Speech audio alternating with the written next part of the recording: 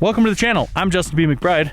Behind me is my Jeep Cool Rick, and you're watching This Just In with Justin.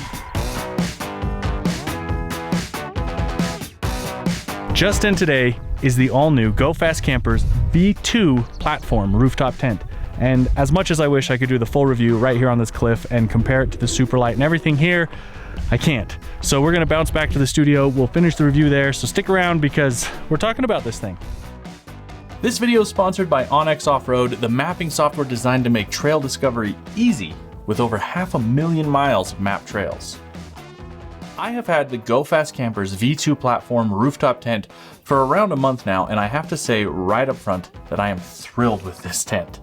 But it doesn't mean it's perfect, nor is it for everybody. I don't think it would be fair to make a video about Go Fast Campers without first talking about their lead times. I know it's frustrating, but I hope to shed some light on why this tent and the Superlight that I reviewed last year are currently on this ordering hold. I've had multiple conversations on this topic with my contacts at Go Fast Campers, and I promise, they are just as frustrated as all of us who have had to wait around for tents or campers. GFC manufactures their platform rooftop tent and their campers right at their facility in Belgrade, Montana, just outside of Bozeman. Everything from cutting down the extrusions to fit specific vehicles to all of their aluminum CNC work, which I could watch all day, is done in-house right here in the US of A. Even with their advanced automated manufacturing, the demand for their product is outpacing what they can produce. The amount of growth they are seeing is incomprehensible. GFC is doing right by their customers by placing ordering holds to prevent further delays while sitting on a pre-order deposit. The off-road market was severely burned a few years ago when Pelfreybuilt, a bumper manufacturer out of San Diego, took customer payment and never delivered on the promise to build the product. They ended up going bankrupt and leaving like 1,000 people with just nothing at all. The Pelfreybuilt story was all the result of customer demand outpacing production capacity, and I think it's pretty wise of GFC to avoid putting themselves anywhere near a situation like that. So if you're gonna be mad that the wait times are crazy, don't be mad at GFC. Be angry at all the people that placed an order before you for holding up the line. Now that we understand some of the delays, let's talk about this tent. Why would you spend almost $4,000 on this tent when the Superlight from GFC, which is also a hard shell wedge-shaped tent, starts at $1,200? The answer, in my opinion, is kind of a three-part answer. First, American design, engineering, manufacturing. Second, the extra ease of setup and teardown. And third, the ability to modify the tent with the T-rail extrusion design. This tent is gas strut assisted, which means to open it, all we have to do is release the over-engineered levers on the rear and push up. The tent will do the rest. The Superlight, on the other hand, will require some effort to lift the top and place the trekking poles. Does this merit a $2,800 price difference? No, I don't think so. Maybe $400 or $500 for the struts.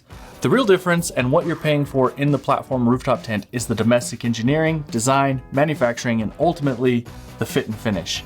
The V2 platform RTT is the most well-rounded tent that I've had on any of my vehicles.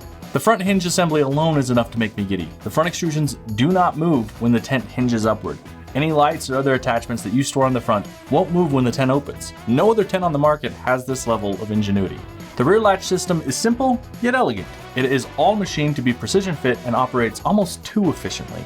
It also has an integrated lock to prevent would-be catnappers from popping the tent. The struts are designed to be hidden when the tent is closed. This more streamlined design provides a more versatile mounting surface for accessories, which we'll get into later in this video. This tent is also a little bit larger than the Superlight. It's just 6 inches tall when closed, roughly 94 inches long, and 54 inches wide with an interior sleeping space that is 50 inches wide by 90 inches long.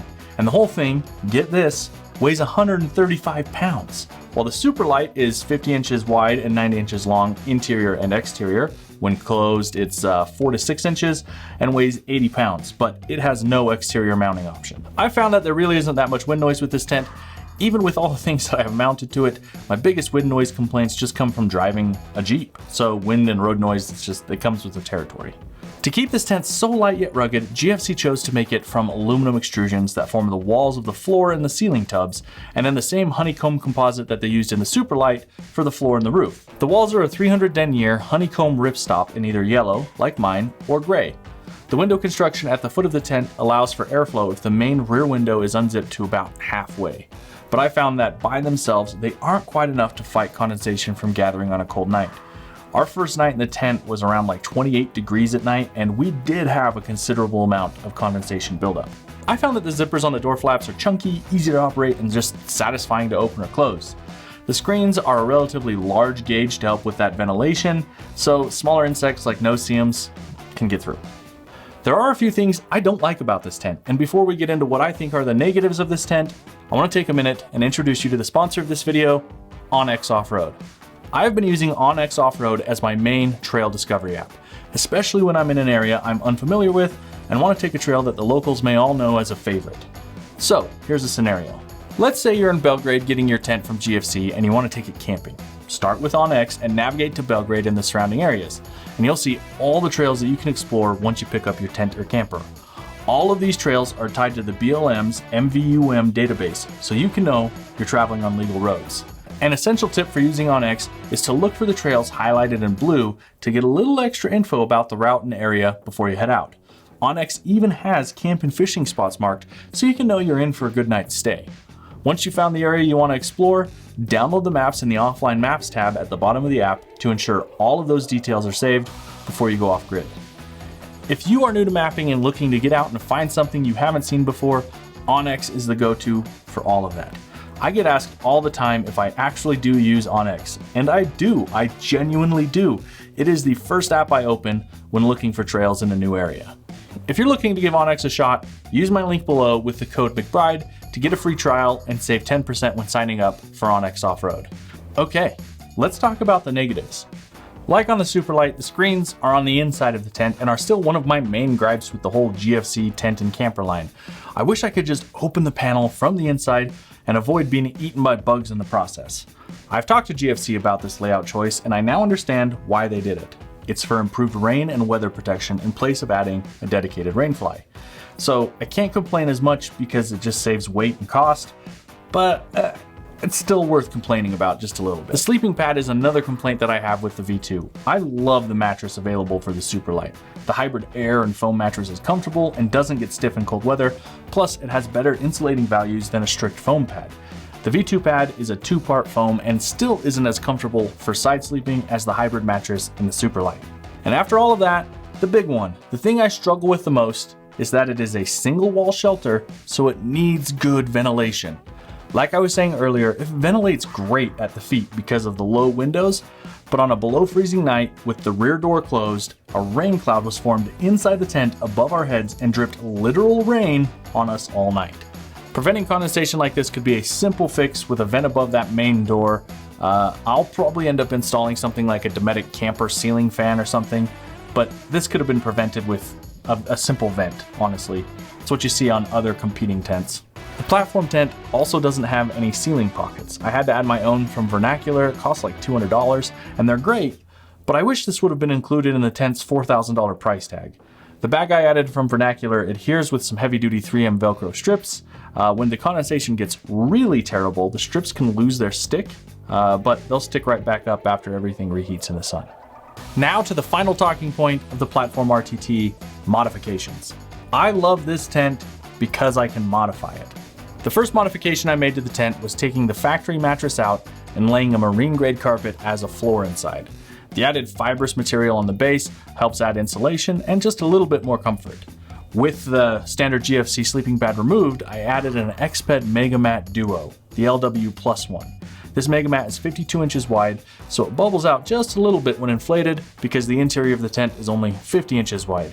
But it has given us some of the best night's sleeps we've ever had in a rooftop tent. With the Exped mattress fully deflated, I can fit all of our blankets, including my wife's weighted blanket up there with no issues at all. We do pack full-size pillows, but getting those to fit inside the tent when it was a chore, so instead I packed those inside the Jeep. How I mounted the tent is probably the biggest question I get for the JL, and it's another one of my favorite modifications. I used the GP factor feet and drilled the holes to be 3 inches apart. The slight modification to the brackets fit the GFC tent mount perfectly and allowed me to mount the platform tent without needing a roof rack. This setup is the cleanest rooftop tent install I have done to date. It is spectacular. On the outside of the tent, I have a few things from Shitco. The awning mod blocks, which allow for spring rods to prop up the rear door of the tent, give it kind of that rainfly awning look. And then his ladder mounts, which allow a hook ladder to fit like a glove. You just need a hook ladder, so I've linked one below for you. After that, I use the GFC universal bracket and Axia MaxTrax mounts to get the recovery boards mounted, and they're flush and clean and they work. My door's still all open. It's just a spectacular way to do it. My axe is mounted with the Rhino Rack Stoits. These lockable clamp locks have quickly become some of my favorite ones that I've ever used. The shovel is the Demos Delta shovel with their mount. I just got this and I can't give it a full review just yet because I haven't had a solid opportunity to put it to work. But so far, a full height shovel seems like a smart idea to save my back. In one of the rear T-tracks of my tent, I have my Heretic Studio BA2 chase lights. These have the amber lens, and I've mounted them to the GFC 90-degree brackets, but rather than putting them on top of the bracket, I have them hang. That way they're not in the way when I open or close the tent, or if I want to use the spring bar mounts. It's a clean way to have them. All of those modifications and everything else we've just talked about makes this my favorite tent to date. I do want to figure out, however, how to get some solar panels up top and then power ran for lights and then that Dometic camper fan I want to add. But for now, I'm happy to say I love this tent. When my Bronco finally delivers, I will be moving this tent over to the Bronco. It really is too bad that the V2 is on an ordering hold. If you are in dire need of a tent this season, the one I'd recommend as my second recommendation to the V2 platform rooftop tent is the Roofnest Falcon. The Falcon is also a gas strut assisted and aluminum extrusion tent, and it too can fit the Xped Mega Mat, so you're bound to have a great night's sleep in it. And hey, we never had ventilation issues when we were reviewing the Falcon, so take that for what it's worth. I've linked it below for you to check out. I believe they're currently in stock and shipping right now, while the V2 is on hold until next year before they start retaking orders. And then who knows how long after that it'll take to build and then ship. So check out the Falcon.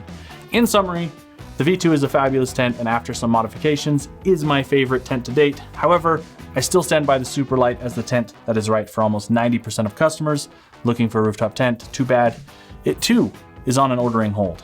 These supply chain issues, they're just the major pitfall of GFC's production line right now. And for that I say, check out the Roofnest Falcon. Okay, that does it for me. If you liked the video, then please like the video. If you have questions, leave me a comment. And if you want to hang out again, make sure to subscribe. Until next time, I'm Justin B. McBride.